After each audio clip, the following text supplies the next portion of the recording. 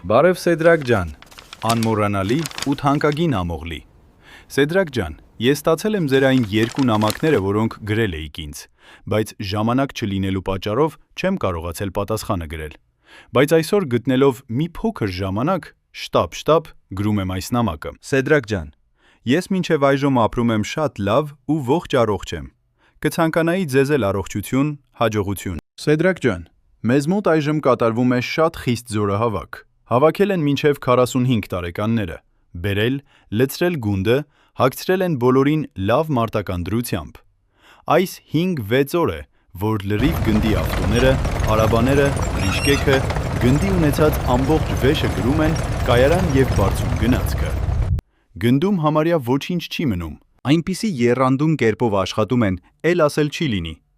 Գնդի բոլոր պատրոնները, սնարյադները, ամեն մի փոքր վեշ և զենքը կրում տանում, լցնում են վագոնը։ Սեդրակ ջան, վաղը գիշերը մեզ քաղաքից տանում են գնացքով շատ հեռու տեղ, ոչ ոք չգիտի թե ուր, բայց տանում են։ Գնում է ամբողջ դիվիզիան, մեր գունդը կլինի 10 անգամ շատացել է, եթե էստեղ կայինք 1800 հոգի, հիմա 10-15 անգամ ավելացել ենք, բոլորին հրացան են տվել։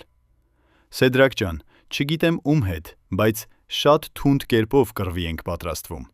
Սեդրակ ջան, իմ կողմիցս բարևիշ Թամարին, Ապոյին, Գրիշին, Սոսոյին, Վիկտորին, Թանգոյին, Հազարոյին և բոլոր հարազատներին։ Սեդրակ ջան, նամակս կկարդաս մենակ, ոչ ոքի ներկայությամբ։ Ձեր Վարազդատ Գրիգորյան։